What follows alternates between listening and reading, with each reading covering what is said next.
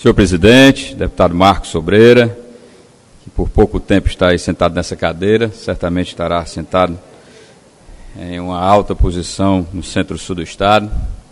Minha cara deputadas aqui presentes, cumprimento as deputadas Silvana e deputada Augusta, colegas parlamentares, Evandro, Elmano, Heitor, soldado Noélio, a Cris, o deputado Tadeu, que se encontram e, como eu gosto sempre de dizer, que se acotovelam nesse plenário lotado nesta manhã, deste dia 10 de setembro, e que vem aqui para poder, representando os 9 milhões de cearenses, participarmos das decisões políticas importantes daquilo tudo que o Estado do Ceará procura promover para a sua boa gente.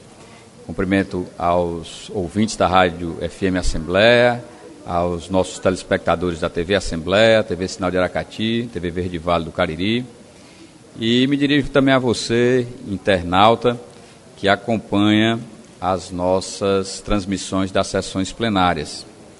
Eu, na última semana, não pude me fazer presente aqui ao plenário, participando da sessão apenas como uma forma de interação no plenário virtual, mas participei da votação do decreto legislativo sobre as contas do governo do exercício de 2019. E coube a mim, na Comissão de Orçamento, Finanças e Tributação, a responsabilidade de relatar essas contas. E a mim era muito importante que, além daquela discussão, eu pudesse trazer as nossas impressões aqui também ao plenário da Casa, relativamente às contas do exercício de 2019 do governador Camilo Santana. Não pude fazê-lo naquele momento, mas venho aqui falar em alguns aspectos que a mim foram impactantes no desenrolar do estudo que fiz para apresentar o meu relatório, o parecer e, portanto, o voto, para que as pessoas, o cidadão comum, o cidadão contribuinte, possa saber aquilo que o governo do Estado fez no ano de 2019. E aqui eu, como já fui prefeito municipal, acostumado à gestão pública, toco em alguns pontos que são fundamentais para o julgamento político que essa casa teve e que aprovou naquele momento, salvo engano, por 26 votos a 5. Mas as questões relacionadas à economia no âmbito nacional e estadual, o Ceará, no mercado de trabalho, apresentou um saldo positivo de 9.546 postos de trabalho, configurando-se no terceiro estado do Nordeste na geração de empregos e contribuindo para a geração de 560 mil postos em todo o país, conforme dados do CAGED. Para a segurança pública, eu falo de 2019, foram destinados 3.187.498.000 reais, repercutindo, senhores deputados e senhoras deputadas, na redução dos índices de crimes de homicídio doloso, de lesão corporal seguida de morte e de roubo seguido de morte. Ressalto também aqui, senhores deputados e senhoras deputadas, que o plano plurianual do quadriênio 2016-2019 estava apoiado em 7 grandes eixos de governo, que eram Ceará da gestão democrática por resultados, Ceará acolhedor, Ceará de oportunidades, Ceará sustentável, Ceará do conhecimento, Ceará saudável e Ceará pacífico.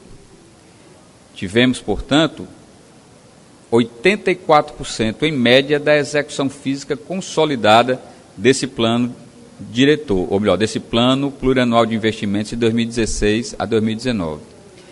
A LOA de 2019, ou seja, o orçamento do ano passado, estimou uma receita de 31 bilhões e concretizou-se com a receita de 28,8 bilhões, ou seja, 94,21% do orçamento previsto. Ele foi 12,5% maior em relação a 2018 e também mostrou uma arrecadação de ICMS e de IFPE maiores em relação a tudo isso. O ICMS arrecadado no estado do Ceará durante o exercício de 2019 cresceu 9,8% em relação a 2018, chegando ao terceiro lugar do Nordeste e o 9º do Brasil, configurando-se em média na média mais satisfatória do Nordeste e do Brasil, como consequência deste crescimento. O Estado do Ceará alterou o percentual de sua participação, ampliando de 2,5% em 2018 para 2,58% em 2019. Quando cheguei nessa casa, deputado Tadeu, o PIB do Estado do Ceará ficava entre 1,5% e o ano que tinha sido melhor tinha dado 2%. Mas devido aos investimentos maciços ao longo da última década, em relação aos governos de Cid Gomes e de Camilo Santana, nós conseguimos mostrar que os investimentos públicos eram aqueles que viam a puxar a pujança e o desenvolvimento da economia do nosso estado do Ceará. Ressalto também, senhores deputados e senhoras deputadas, que entre os aspectos levados em conta para julgarmos as contas do governo, portanto, um julgamento político, levei em conta o cumprimento dos preceitos constitucionais, ou seja, dos indicadores da Lei de Responsabilidade Fiscal, dos indicadores da Constituição Federal, do que diz respeito à educação, saúde e principalmente ao respeito também aos limites com folha de pagamento. Por exemplo, a Constituição prevê que no seu artigo 212 que os estados deverão aplicar 25% no mínimo da receita resultante de impostos na educação. E o estado do Ceará aplicou 26,11%. Para os senhores terem ideia, o governo do estado, nos recursos destinados ao Fundeb com remuneração dos profissionais, que deve ser de 60%, no estado ele aplicou 85,58% com o pagamento do magistério estadual. A receita líquida de impostos em saúde, que deve ser de 12%, conforme preceitua o artigo 198 da Constituição Federal, o Estado aplicou 13,44%. Os investimentos no setor público estadual, que é o que diz na Constituição nossa, no artigo 210, que prevê 50%, houve um pequeno déficit de pouco mais de 2%, mas foram 47,73% de aplicação. As atividades da FUNCAP, que constitucionalmente devem ser de 2%, tiveram 0,84%, sendo essa a única mácula que poderia haver, mas que já faz parte de uma orientação dada pelo Tribunal de Contas do Estado e que, sem dúvida nenhuma, deu ao Estado do Ceará a perspectiva de passar por tudo isso. As despesas com pessoal sobre a receita corrente líquida, conforme preceitua a Lei Complementar 101/2020, que é a Lei de Responsabilidade Fiscal, diz que o Estado não pode exceder a 48,60%. E o Estado do Ceará investiu, porque não reputo como gasto, pagamento de servidores, porque é sim investimento nos recursos humanos dos nossos caros servidores públicos estaduais, foi de 41,71%. Então, senhor presidente, senhores deputados, senhoras deputadas, afora alguns pequenos indicadores, nós mostramos o quanto o governo do Estado aplicou devidamente aquilo que estava previsto para ser estabelecido como política pública de governo pelo Estado do Ceará. Então, por isso, apresentei meu parecer favorável e que suas excelências, em sua maioria, tiveram a oportunidade de fazê-lo. Volto aqui de fazê-lo com a sua devida aprovação. Venho também aqui, senhor presidente, senhores deputados e deputadas, falar de algumas ações que foram empreendidas no estado do Ceará e que já mostra uma recuperação da economia. Por exemplo, a produção industrial do Ceará tem a maior alta do país em julho. O controle epidemiológico mais incisivo ajuda a ter uma estabilidade de ambiente que incentiva menores incertezas, pessoas a consumirem mais e as indústrias a retomarem o contato com os fornecedores, que acabaram travando um pouco durante a pandemia. Essas palavras são palavras proferidas pelo presidente da FIEC, nosso caro amigo Ricardo Cavalcante. E ele vai mais além e diz o seguinte: o pós-pandemia está fazendo com que tenhamos um pouco mais de velocidade nesta retomada da economia, o que a gente nem esperava tanto, destacando que o Estado teve uma posição assertiva muito grande diante da situação.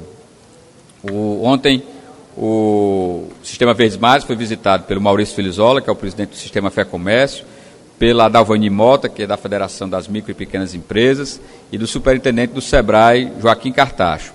E com essa produção industrial tendo sido, no nosso país, a que mais cresceu do mês de julho em referência a junho deste ano, é que também o governador comemora que esses indicadores fazem uma demonstração, e aqui abro aspas para as palavras do governador, está aos poucos retomando seu ritmo de crescimento.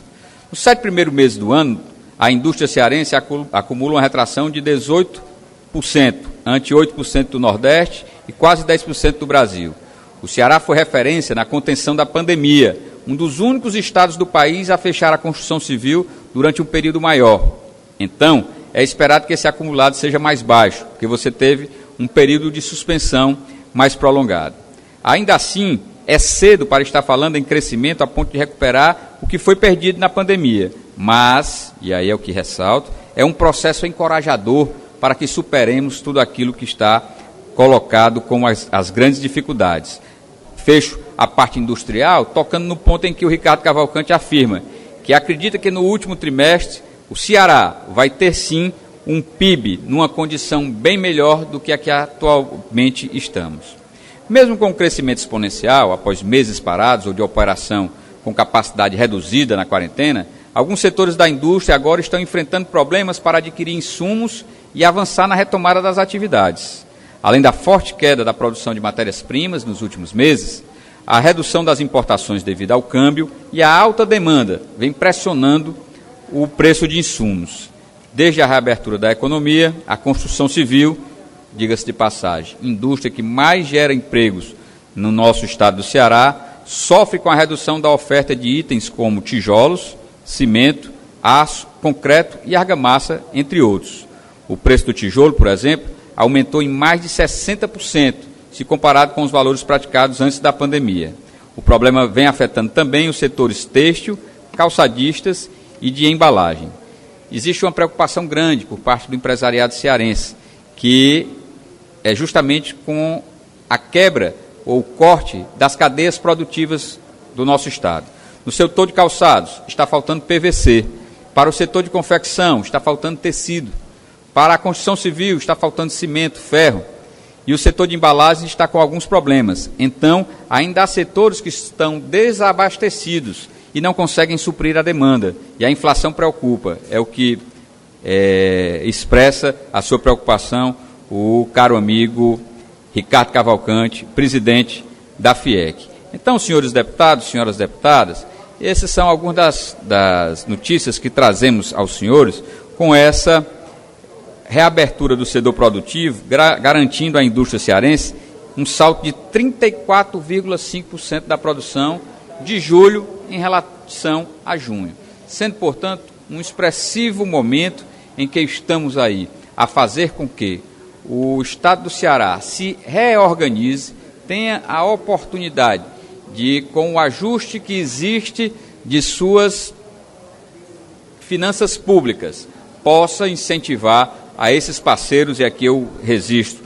a ação desenvolvida pelas federações, seja a Federação do Comércio, seja a Federação da Agricultura, FACIC, ou seja, em especial, a FIEC, Federação das Indústrias do Estado do Ceará, que partilhou com o poder público cearense, notadamente Prefeitura da Capital e Estado do Ceará, muito embora parcerias fundamentais foram estabelecidas com prefeituras de todo o estado do Ceará, no sentido de trazer essa expectativa de melhoramento para a vida da população do nosso estado do Ceará, a partir desse momento em que conseguimos restabelecer as condições da indústria cearense, no sentido do seu fortalecimento, da sua abertura para incremento de suas rendas, geração de oportunidades de trabalho e, acima de tudo, conseguir se restabelecer na economia do nosso estado do Ceará.